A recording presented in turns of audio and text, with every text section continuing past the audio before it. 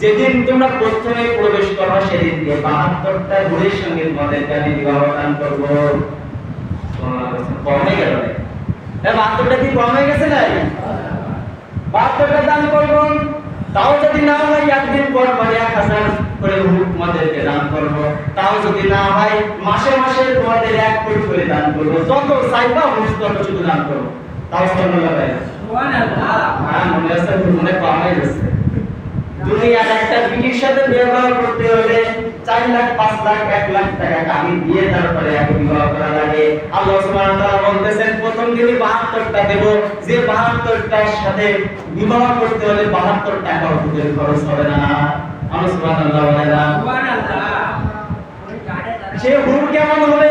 রাসূল সাল্লাল্লাহু আলাইহি ওয়াসাল্লাম বলতেছেন জান্নাতের হুর যদি তাদের একটু নালা যদি পৃথিবীর পানির ভিতরে ঢালা হয়, তাহলে সমস্ত পৃথিবীর ভিতরে যত নালা আছে, যত কূপ আছে, যত সমুদ্র আছে, পৃথিবীর ভিতরে যত পানি আছে সব মধুর থেকে মিষ্টি হয়ে যাবে। সুবহানাল্লাহ। এইবার যুবকরা ভাবতেছে যে জান্নাতের গেট তো এই বিটিকে নাও খবর না জানেন না কি বলতেছেন আল্লাহ রাসূল? বলতেছেন যে হুরদের নাম যদি 1 ফোঁটা নাম যদি পৃথিবীর পানির ভিতরে ফেলা হয়, 1 ফোঁটা নালের কারণে, 1 ফোঁটা থুতুর কারণে পৃথিবীর সমস্ত পানি মধুর থেকে মিষ্টি হয়ে যাবে। ওই বিটির ওই নাল খাইতে হলে ওই রকম ভাবে তৈরি হয়ে যাইতে হবে। কি করতে হবে? ওই রকম ভাবে তৈরি হয়ে যাইতে হবে।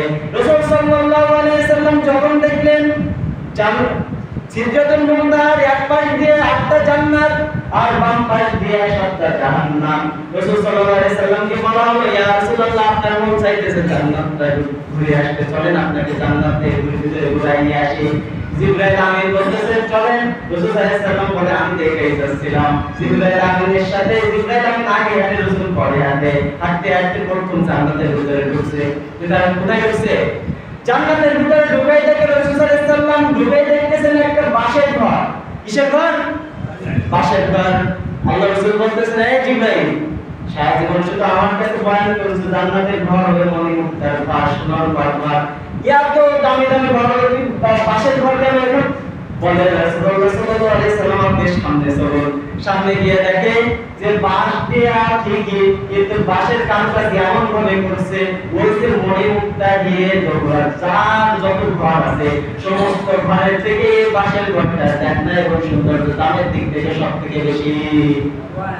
আল্লাহ রাসূল বলে, জিবরাইল ঘরটা কাদেরকে বলে যাও, তাহলে আমি পৃথিবীতে গিয়ে আমি সেই উম্মতটাকে আমি একটু দেখতে চাই।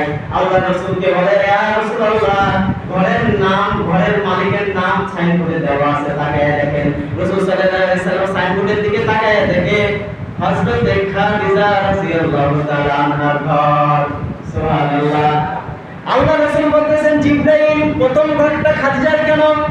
জিবরাইল আমিন বলতেছে, ইয়া রাসূলুল্লাহ, ইয়া হাবিবাল্লাহ, যখন আপনার উপরে ইয়া কোরআনের সর্বপ্রথম ওহী নাযিল হইল, আপনি ভয়ে কাঁপতেছিলেন, ভয়ে কেঁপে এসে ঘরের ভিতরে খাদিজাকে যখন বললেন, খাদিজা আপনাকে জড়াই ধরে বলছিল, ওগো আমার প্যারা স্বামী, আপনার কোনো চিন্তা নাই, আমি আছি আপনার সাথে। তখন আপনি খুশি হয়ে দোয়া করেছিলেন, ইয়া রাব্বুল আলামিন, জান্নাতের ভিতরে সর্বপ্রথম ঘরটা আমার খাদিজার জন্য দান করিও। সুবহানাল্লাহ। সেজন্য আল্লাহ সুবহানাহু ওয়া তাআলা জান্নাতের ভিতরে সর্বপ্রথম ঘরটাই খাদিজার দান করেছেন। আর এমন ঘর জান্নাতের ভিতরে আর কাউকে দেওয়া হয় নাই। জান্নাতের কিছু দূর গেছেন যে দেখে আরেকটা বাঁশের ঘর। রাসূল সাল্লাল্লাহু আলাইহি সাল্লাম বলেন, এ জিবরাইল, কাজ কি? এই বাঁশের ঘর আমার কেন? এই বাঁশের ঘর কার? মালিক কে?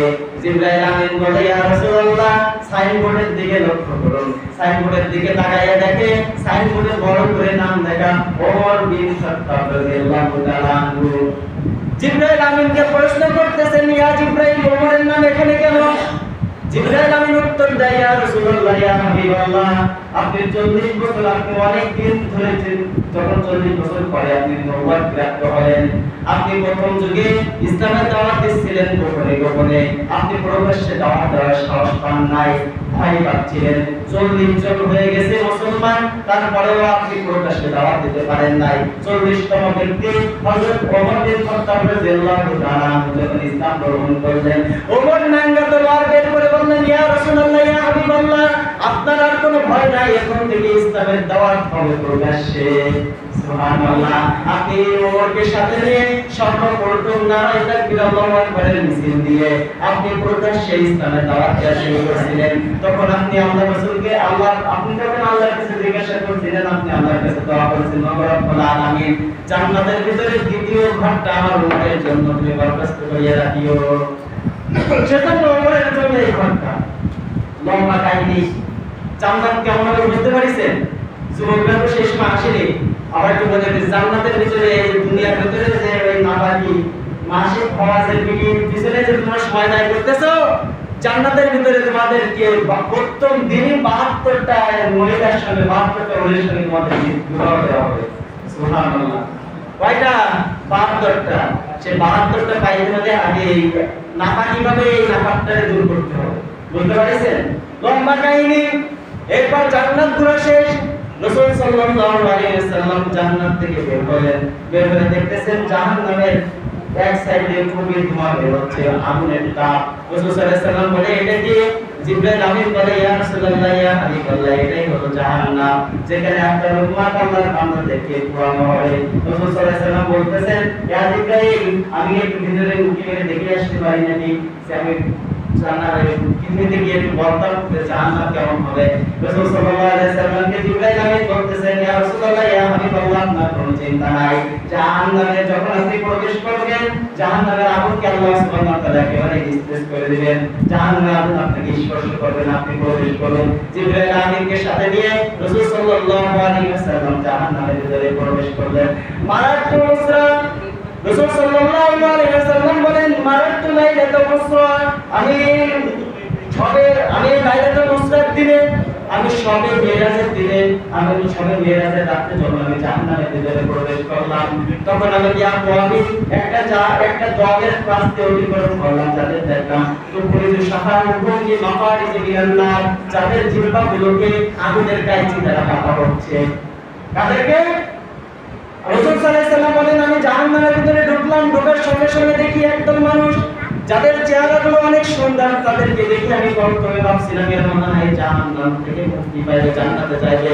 কিন্তু কাছে গিয়ে দেখি তুফরিজু শাফাউহুম ফি মাকারিজি মিনান নার, রাসূল সাল্লাল্লাহু আলাইহি ওয়াসাল্লাম বলেন, জাহান্নামের আগুনের কাঁচি দ্বারা তাদের জিহ্বা কাটা হচ্ছে। আমি জিবরাইলকে জিজ্ঞাসা করলাম, ইয়া জিবরাইল, এরা কারা যাদেরকে আগুনের কাঁচি দ্বারা জিহ্বা কাটা হচ্ছে? জিবরাইল আমিন বললেন, ইয়া রাসূলুল্লাহ, ইয়া হাবিবাল্লাহ, ইয়া রাসূলুল্লাহ, ইয়া হাবিবাল্লাহ, খুতাবাই উম্মতিকা, এটা হলো আপনার উম্মতের মধ্যে থেকে বড় বড় আলেমেরা, আমার মতো আলেমেরা, আমাদের মতো আলেমদেরকে জাহান্নামে সর্বপ্রথম পুরানো হবে, আমার মতো আলেমকে জাহান্নামের ভিতরে সর্বপ্রথম পুরানো হবে। আল্লাহ রাসূল সাল্লাল্লাহু আলাইহি ওয়াসাল্লামকে জিবরাইল আমিন বলতেছেন, মা ইয়াকুলুনা মা লা তাফআলুন, তারা শুধু সেটাই বলতো যারা তা করতো না। তারা সুদের বয়ান করতো, আবার সুদখোরের কাছ থেকে নাস্তা করতো। তারা ফরজ নামাজের বিধানের কথা বয়ান করতো, তারা ফরজ তরক করতো। তারা সুন্নাতের ওয়াজ করতো, তারা সুন্নাত তরক করতো। তারা সুদখোরদের বিরুদ্ধে বয়ান করতো, তারা এবার সুদখোরদের সাথে মিশতো। ইয়া রাসূলুল্লাহ, ইয়া হাবিবাল্লাহ, খুতাবাই উম্মতিকা, এটা হলো আপনার উম্মতের মধ্যে থেকে ওই সমস্ত প্রতিটা, ওই সমস্ত ইমাম, ওই সমস্ত শাইখুল হাদিসরা, এরাই হলো আপনার উম্মতের মধ্যে থেকে সবথেকে বড় বড় সেই আলেমরা, যারা মানুষদেরকে বলতো মা লা ইয়াফআলুন, কিন্তু তারা সেটা করতো না। আল্লাহ রাসূল সাল্লাল্লাহু আলাইহি ওয়াসাল্লাম বলেন, তারপর আমি সামনে অগ্রসর হইতে লাগলাম। সামনে অগ্রসর হইতে দেখলাম মুআল্লাকাতান বিলিসানিহা, একদল নারী যাদেরকে আল্লাহ সুবহানাহু ওয়া তাআলা জিহ্বা এবং ঠোঁটকে আর আগুনের আঙ্গুশি দ্বারা আগুনের সিটিবিন দ্বারা উপরের দিক দিয়ে টাঙাইয়ে রাখছে, নিচের দিকে সমস্ত শরীর তাদের উলঙ্গ, নিচের দিক থেকে আগুনের তাপ উঠতেছে। আল্লাহ রাসূল সাল্লাল্লাহু আলাইহি ওয়াসাল্লাম জিবরাইল আমিনকে বললেন, ইয়া জিবরাইল, এই সমস্ত মহিলারা কারা? জিবরাইল আমিন বলে, ইয়া রাসূলুল্লাহ, ইয়া হাবিবাল্লাহ, ওয়াহিয়াল্লাযী তুরিজু মিন সাওজাহা, এরা হলো আপনার উম্মতের মধ্যে থেকে আপনার উম্মতের আপনার ওই সমস্ত উম্মত মহিলারা যারা স্বামীর সাথে তর্ক করত, স্বামীর সাথে দ্বৈতকারী করে, এই সমস্ত মহিলারা হলো তারা যারা স্বামীকে মুখ দ্বারা কষ্ট দেয়, স্বামীকে বিভিন্ন ভাবে গালিগালাজ করে, স্বামীর অবাধ্য এই সমস্ত মহিলাদেরকে তাদের শাস্তি, যেহেতু তারা মুখ দ্বারা স্বামীর সাথে বেয়াদবি করছে, তাদের এই শাস্তি আল্লাহ সুবহানাহু ওয়া তাআলা দিয়েছেন যে জিহ্বা এবং ঠোঁটকে আগুনের আঙ্গুশি দ্বারা এইভাবে ফুটা করে ওপর দ্বারা টাঙায় রাখছে, নিচের দিক থেকে আগুন জ্বলতেছে, আর তাদের চামড়া, তাদের সমস্ত মাংসগুলো ঘষে ঘষে ঘষে ঘষে নিচে পড়তেছে। কারা এই সমস্ত নারীরা? কারা? বাড়িকে বলবেন বউদেরকে। আল্লাহ রাসূল সাল্লাল্লাহু আলাইহি ওয়াসাল্লাম বলতেছেন, আমি কিছু দূর অগ্রসর হইলাম, কিছু দূর যাওয়ার পরে দেখি মুআল্লাকাতান বিয়াদিহা, এক শ্রেণীর মানুষ, এক শ্রেণীর মহিলা যাদের দুই হাত উপরের দিক